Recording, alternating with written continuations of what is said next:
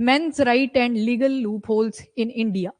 अब बोला जाता है अगर पास्ट में जाएं थोड़ा, तो एट्रोसिटी ज्यादा किसके साथ मिलेगी? विमेन के साथ, और जो सो कॉल्ड लोअर कास्ट हुआ करती थी।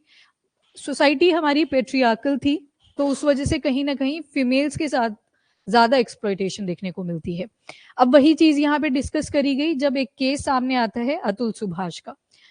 बेंगलुरु के हैं, एआई इंजीनियर थे, और ये सुसाइड अटेम्प्ट कर लेते हैं, और उनके सुसाइड नोट पे एक लाइन लिखी थी, जस्टिस इज ड्यू। ठीक है, कि जस्टिस मिलना भी बाकी था। और जो उनका नोट था, सुसाइड नोट था, अराउंड 24 पेजेस का था, और उसमें एक वीडियो भी था जिसमें सारे के सारे एलिगेशन, सुसाइड करने के जो रीजंस थे वो किस पे लगाए गए? एक तो वाइफ पे लगे थे, निकिता सिंघानिया, और एक उनकी जो लड़की की मदर थी वो थी, और साथ में ब्रदर। अभी आज इनको अरेस्ट भी कर लिया गया है सभी को। जो वाइफ है इनको गुरुग्राम से किया गया है, बाकी दोनों को प्रयागराज से कर लिया गया है। हाँ, और बाकी इन शॉर्ट आप लिख सकते हो कि रिलेटिव्स। ठीक है, तो ये सारे केसेस हैं जो यहाँ पे चल रहे हैं। अब और क्या क्या रीजंस बताए हैं कि इन सभी ने बहुत सारे एलिगेशंस लगा रखे थे अतुल के ऊपर, डिफरेंट टाइप के केसेस फाइल कर रखे थे। तो और साथ में एलिमनी की डिमांड थी, अगर डाइवोर्स लेना है तो पता नहीं 3 करोड़ की कितना मांग रही थी कि इतना पैसा देना पड़ेगा तभी डाइवोर्स होगा। तो बड़े सारे एलिगेशंस लगा रखे थे अतुल के ऊपर।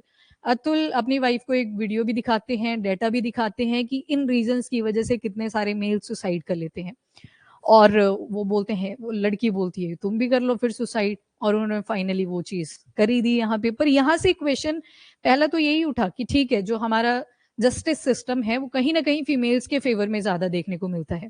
पर वो जो आईपीसी आया था, कॉलोनियल टाइम से हम पढ़ते आ रहे हैं, 1860 का टाइम पीरियड था, इंडियन पिनल कोड। आज के टाइम पे आप उसको अब भारतीय न्याय संहिता बोल रहे हैं, पर डिफरेंस कुछ ज्यादा नहीं है। जो डेफिनेशंस है उनको थोड़ा सा ब्रॉड किया गया है, बट स्टिल कमेंडेबल बोलना होगा अगर जस्टिस सिस्टम को, तो वो आज भी बोलेंगे कि फीमेल्स के पक्ष में ज्यादा देखने को मिलेगा। ठीक है, तो ये सारा केस था। अब देख लेते हैं क्या क्या लूप होल्स देखने को मिल रहे हैं जस्टिस सिस्टम के अंदर। आपके लिए कुछ इंपॉर्टेंट पॉइंट्स भी हैं यहाँ पे, उनको आप नोट करते चलना, जो सेक्शंस वगैरह होंगे। तो ज्यादातर जो हैरेसमेंट केसेस होते हैं फीमेल्स वाले तो हाईलाइट हो जाते हैं, और एक रिपोर्ट के हिसाब से कुछ रेप केसेस थे। टोटल मान लो 100 रेप केसेस आए थे, उसमें से हाफ केसेस जो थे वो बाद में फेक निकले थे। कुछ केसेस आपने ऐसे भी सुने होंगे कि पहले पनिशमेंट दे दी, इंप्रिजनमेंट दे दिया, 20 साल के बाद पता चल रहा है कि वो तो केस ही फेक था। तो वहां पे क्वेश्चन ना सिर्फ वो जो एलिगेशन फेक थी उस पे नहीं, पर जस्टिस सिस्टम पे दोबारा से क्वेश्चन रेज करता है कि आपको 20 साल के बाद आपके पास रिपोर्ट आ रही है कि वो जो रेप केस था वो फेक था। तो यहाँ पे दोनों के ऊपर क्वेश्चन उठ रहा है। अब ज्यादा जो इंटेंशन दिखेगी आपको लीगल फ्रेमवर्क के ऊपर, वो to protect the women, exploitation से प्रोटेक्ट करना। डाइवोर्स सिस्टम क्यों शुरू हुआ था?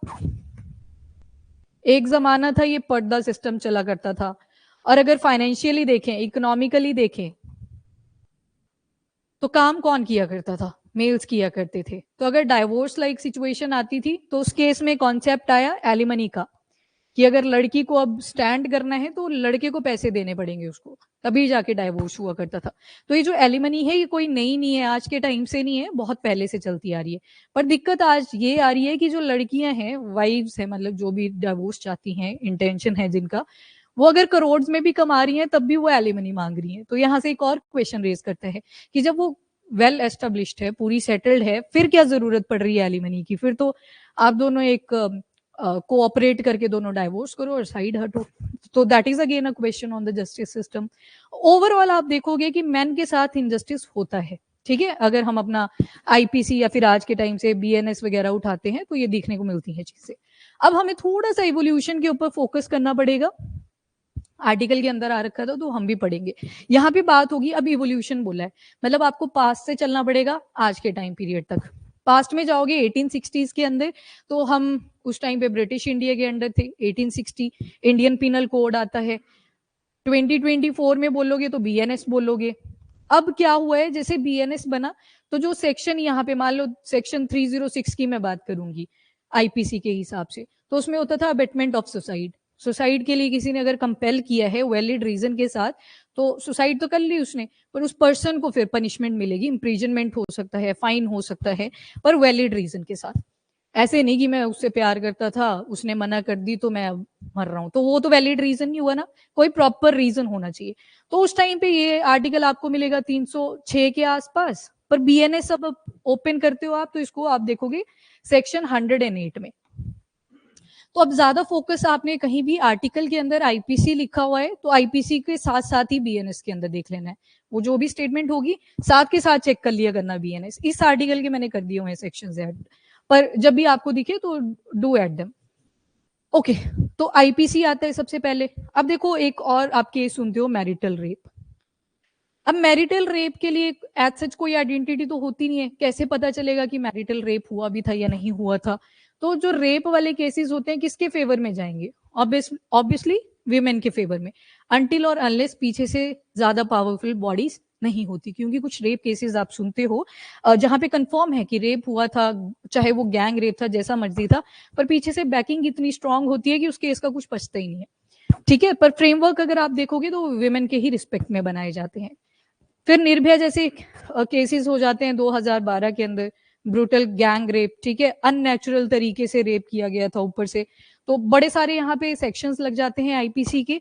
पर यहाँ से क्या चीज शो हो रही है, जो ज्यादा एट्रोसिटी हो रही है वो किसके साथ हो रही है? फीमेल्स के साथ। तभी जो लीगल फ्रेमवर्क दिखेगा हमें वो भी किसकी तरफ ज्यादा बाइस दिखेगा? फीमेल्स की तरफ। अब उसके बाद आता है स्ट्रिक्ट लॉस। अब जैसे विमेन के साथ अगर कोई डाउरी रिलेटेड प्रॉब्लम आती है और वो कंप्लेंट फाइल कर देती है तो सीधा उसकी फैमिली को जेल में डाल दिया जाता है। तो स्ट्रिंजेंट लॉ है, फेवर किसका है? अगेन फीमेल्स का है।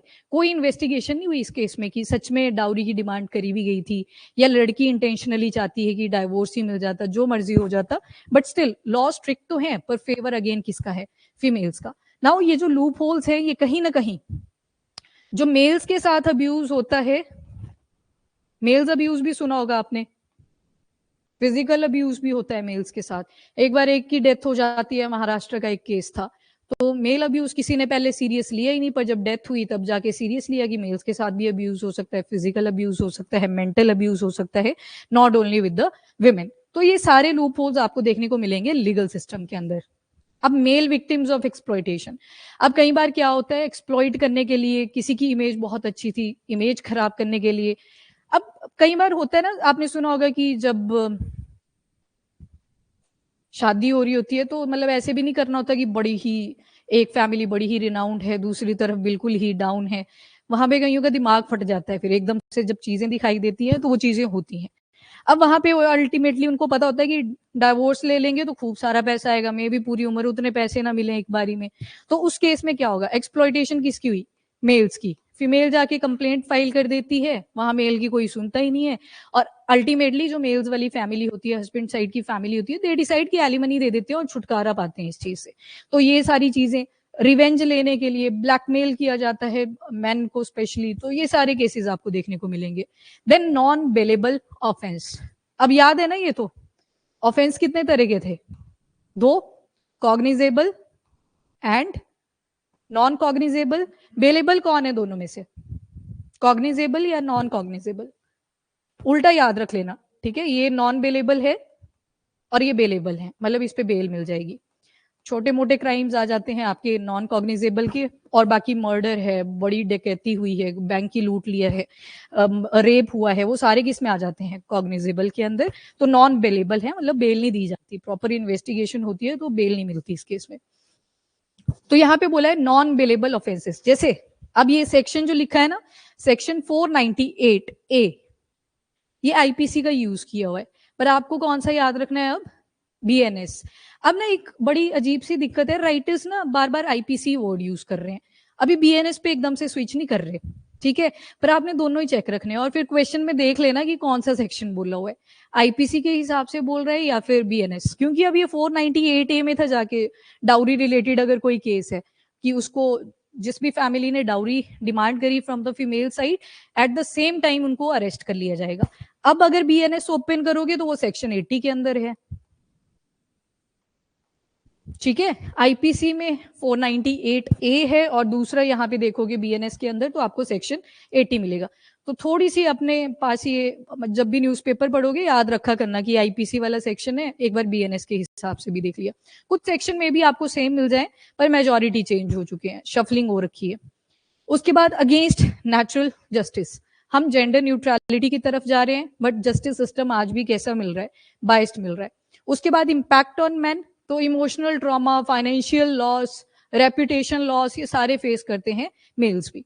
अब कुछ रीजंस राइटर ने ये भी दिए हैं कि मेल्स जो है वो डाइवोर्स रिलेटेड इश्यूज को सीरियस नहीं लेते, स्पेशली तब जब फीमेल जॉब नहीं करती होती, तो वो भी एक रीजन है बिहाइंड दीज स्ट्रिंजेंट लॉस, ठीक है, लीगल सिस्टम के अंदर। उसके बाद ग्रोइंग कंसर्न्स क्या क्या हैं, अब देखो ये दिल्ली कमीशन ऑफ वीमेन की एक रिपोर्ट आती है जिसमें पता चला कि टोटल जितने भी रेप केसेस आ रखे थे उसमें से जो आधे केसेस थे वो तो फेक ही थे। Now this report is important, इसको ध्यान में रखना, Delhi commission of women, data important है, ध्यान रखोगे आप, लीगल सिस्टम से रिलेटेड कोई भी क्वेश्चन आता है तो आपको लिखना पड़ेगा। इंस्टेंस एग्जाम्पल दे रखा है विष्णु तिवारी केस, 2000 के अंदर, मतलब जैसे 24th सेंचुरी शुरू हुई, इनके ऊपर एलिगेशन लगे रेप के। 2001 में इनको कस्टडी में ले लिया, 2003 में इनको लाइफ इम्प्रीजनमेंट दे दी, 20 साल यानी कि लास्ट ईयर बोला गया कि ये तो एलिगेशन गलत लगे थे, आप तो थे ही नहीं अक्यूज उस रेप केस में। पर ये सिर्फ ये नहीं है कि इनको जस्टिस मिल गया, 20 साल, इतना टाइम इनका वेस्ट भी तो हुआ, ठीक है। तो ये सारे लूप होल्स आपको दिख रहे हैं बाय टेकिंग एन एग्जांपल्स। तो ये बाद में पता चला कि एलिगेशन तो फॉल्स थे। उसके बाद आता है क्वेश्चनिंग द क्रेडिबिलिटी। अब देखो फेक स्टोरीज, केस अप्लाई कर दिया है तो एक बार इन्वेस्टिगेशन करना जरूरी होता है, तो ये सारे आज भी क्वेश्चन होता है credibility on the legal system. Extortion via false rape cases, जब से डिजिटलाइजेशन इंक्रीज हुई है ये वाला जो है वो सबसे ज्यादा हुआ है। कई बार आपको लिंक्स भेज देंगे गलत तरीके से, आप जैसे उस पर क्लिक करोगे सडनली वीडियोस ऑन हो जाती हैं और आपको रिकॉर्ड कर लिया जाएगा, और ऊपर से एआई डीप लर्निंग जैसी टेक्नोलॉजी आज प्रेजेंट है, और वो फेक वीडियोस बना दी जाती हैं और रेप के एलिगेशंस लगा दिए जाते हैं। तो एक्सटॉर्शन मतलब गलत तरीके से पैसे हड़पना किसी से, दैट इज एक्सटॉर्शन। तो फॉल्स रेप केसेस के साथ ही एक एग्जाम्पल देखो, जयपुर की एक गैंग थी, उन्होंने 15 करोड़ रुपए इसी से कमा लिए, ठीक है, ऐसे फेक वीडियोस बना बना के, ऐसे फेक एलिगेशन लगा लगा के कि हम फंसा देंगे आगे कि तुम्हारे ऊपर तो रेप के केसेस थे, चार्जेस थे। तो ये अगेन इंपॉर्टेंट फॉर यू, इसको ऐड कर लेना। अब जैसे 375 एंड 376 जो सेक्शन हुआ करता था आईपीसी का, यहाँ पे था कि मैरिज के नाम पे सेक्सुअल रिलेशन बना लिया कोई, ठीक है, फिर बाद में प्रॉमिस तोड़ दिया कि अब शादी नहीं करनी है, ब्रोकन प्रॉमिस ऑफ मैरिज। पहले सेक्शन 375 एंड 376 था, अब ये आपको भारतीय न्याय संहिता के सेक्शन नंबर 69 में मिलेगा, तो इसको ध्यान में रखना। पहले 375 एंड 376 था, इसमें मतलब जो आपकी ऑक्यूपेशन के अंदर, कई बार बोलते हैं ना कि जॉब दे देंगे but in return sexual favour चाहिए होगा, तो वो सारा यहाँ पे 375 376 में मिला करता था, ब्रॉड डेफिनेशन बना दी गई है, और सेक्शन 69 ऑफ भारतीय न्याय संहिता में आपको ये सारी चीजें मिल जाएंगी। अब जब आईपीसी बना था तो उस टाइम पे कुछ वर्ड्स थे, जैसे कंसेंट, कंसेंट वर्ड का जो यूज था वो ठीक से नहीं किया। अब जैसे 18 साल से नीचे कोई फीमेल के साथ अगर सेक्सुअल रिलेशन एस्टेब्लिश करता है, पर लड़की ने हाँ करी थी, अगर लड़की 17 साल की थी, उसने अपनी मर्जी से सेक्सुअल रिलेशनशिप बनाया था, पर as per the legal system वो इलीगल थी चीज, ठीक है, उस केस में जो लड़का है उसको कंसीडर किया जाएगा कि तुमने रेप कमिट किया हुआ है, पर कंसेंट तो थी लड़की की, चाहे उसकी एज 17 साल थी। तो यहाँ पे कुछ वर्ड्स जो थे वो वेग रह गए थे हमारे लीगल सिस्टम के अंदर। और खास बात ये है, भारतीय न्याय संहिता भी जब आप पढ़ोगे वहां पे भी सेम ही चीजें हैं। मैरिटल रेप, किस बेसिस पे बोलोगे आपकी मैरिटल रेप हो रखा है, ठीक है, तो ये सारी चीजें जो है जहां पे हमारे पास वर्ड्स ही नहीं है, वो सारी चीजें वेग ही मिलती हैं आज भी आपको। एंड सेक्शन 498 ए सेक्शन 80 बन चुका है अब भारतीय न्याय संहिता, जिसमें अगर बेसलेस तरीके से भी लड़की कंप्लेंट फाइल कर देती है कि इन्होंने डाउरी की डिमांड करी थी, तो उनको बिना कुछ पूछे सीधे जेल में डाल दिया जाता है। ये सुने भी होंगे केसेस आपने अपने नियर एंड बाय, ठीक है। तो सेक्शन 80 ऑफ भारतीय न्याय संहिता। कई बार कई फैमिलीज, अब देखो लड़के वाले भी करते हैं गड़बड़े, कईयों को चाहिए होता है सिर्फ लड़का कि अगली जैसी जनरेशन चल ले, फिर बाद में प्रेशर क्रिएट करने लग जाते हैं कि अब डाइवोर्स ले लो। लड़की वाले दोनों तरफ ही होता है ये, लड़का और लड़की दोनों साइड का। तो कई बार बच्चे को लेके भी ये प्रेशर क्रिएट करे जाते हैं, और ये भी बोला गया है कि जो मेल्स हैं वो डाइवोर्स वाले केसेस को ज्यादा सीरियस नहीं लेते। एक केस है पुणे का 2023, ये सुना भी होगा आपने। तो पुणे में क्या होता है, वाइफ ने अपने हस्बैंड को फिजिकली अब्यूज करा, उसकी डेथ हो जाती है। अब जब तक वो फिजिकल अब्यूज चल रहा था, इवन पड़ोसी बोलते थे कि लड़का करता था अब्यूज लड़की को, ठीक है। पर बाद में जब जिसकी डेथ हुई तब पता चला, जब वुंड के मार्क्स देखे उसकी बॉडी के ऊपर, कि हाँ तो उल्टा हो रखा था केस, मेल के साथ यहाँ पे फिजिकल अब्यूज चल रखा है। तो पता कब चला, जब उसकी डेथ हुई। अदरवाइज सारे बोले जा रहे हैं कि लड़का ही गलत था, ठीक है। तो ये पुणे का केस है 2023 का। अब आते हैं एलिमनी एंड मेंटेनेंस लॉ। तो पर्दा सिस्टम हुआ करता था, वीमेन ज्यादा डिपेंडेंट हुआ करती थी अपने हस्बैंड के ऊपर। तो अगर डाइवोर्स लाइक सिचुएशन आती थी तो उसी से इमर्ज करता है एलिमनी का कंसेप्ट, ठीक है। ताकि ये सारी चीजें मतलब स्टैंड कर सके लड़की अपने बल पे अगर डाइवोर्स ले रहे हैं, क्योंकि उस टाइम पे पुरानी सोसाइटी के हिसाब से माना नहीं जाता था अच्छा विडो रीमैरिजेस। पर बाद में आप देखते हो जैसे जैसे टाइम बीतता है, विलियम बेंटिक वगैरह आते हैं, राजा राम मोहन रॉय, तो वो थोड़ा रोल प्ले करते हैं कि ये सती वगैरह बंद करो, और दूसरा जो विडोज हैं उनको रीमैरिज के लिए अलाउ करो। और एज के ऊपर भी बात करी थी कि आप छोटी छोटी लड़कियों की शादी करवा देते हो तो, और वो लड़का जो होता है वो बुढ़ा हो रहा होता है, लड़का भी क्या ही बोलेंगे उसको। तो ये सारी चीजें बाद में बंद करवाई थी। शिव कुमार केस आता है, शिव कुमार केस दिल्ली में। तो यहाँ पे भी डाइवोर्स केस को सेटल डाउन करने के लिए जो पैसे मांगे थे, एलिमनी मांगी थी लड़की ने, 5 लाख रुपए मांगे हुए थे। तो इन्होंने क्राउड फंडिंग में, वो छोटे छोटे इन्वेस्टर्स जहां बैठे होते हैं वहां पे सारे पैसे लगा दिए कि कैसे भी करके 5 लाख रुपए आ जाए, ठीक है, स्टेक्स एंड ऑल। नाउ क्या क्या रिफॉर्म्स की जरूरत है, ये आप ही बता दोगे अब तो। यस, डाउरी के एलिगेशन लगा दिए, सीधे आप अरेस्ट कर ले रहे हो, ये पता ही नहीं है कि बेसलेस तो नहीं है वो सारी चीज, ठीक है। तन्वी, ठीक है, ये हो गया। कुछ और? शिवम, प्रशांत, डन। ओवरऑल से यही है कि रिफॉर्म्स तो चाहिए लॉ के अंदर, थोड़े से जेंडर न्यूट्रल होने चाहिए, इन्वेस्टिगेशन इज द की। जो भी एलिगेशन लगी है पहले प्रॉपर उसकी इन्वेस्टिगेशन होनी चाहिए। पर स्टिल लीगल सिस्टम के अंदर आप जेंडर न्यूट्रलिटी एकदम से नहीं देख पाओगे। रेप्स तो दोबारा से फीमेल्स के साथ ही हो रहे हैं, तो आप ये एक्सपेक्ट नहीं कर सकते कि एकदम से मेल्स की तरफ भी बिल्कुल न्यूट्रलिटी दी जाएगी लीगल सिस्टम के अंदर, ठीक है। और जैसे एक पॉइंट आपने मिस कर दिया कि आज के टाइम पे लड़कियां वेल एस्टेब्लिश्ड हैं, करियर सेटल डाउन है, फिर एलिमनी किस बात की। तो वहां पे लॉज बनने चाहिए कि अगर आप पूरे तरह से अपना खर्चा पानी चला सकते हो तो फिर आपको एलिमनी की जरूरत नहीं है। क्योंकि हमने देखा क्यों आई थी एलिमनी, क्योंकि पहले फीमेल्स पूरी डिपेंडेंट हुआ करती थी हस्बैंड पे। एक, हाँ फिर तो उल्टा होना चाहिए, राइट, ठीक है। तो ये चीज है, एक पेरेंटिंग के ऊपर आ जाएगा। बच्चों के लिए लड़ रहे होते हैं, बच्चे को तो दोनों चाहिए होते हैं।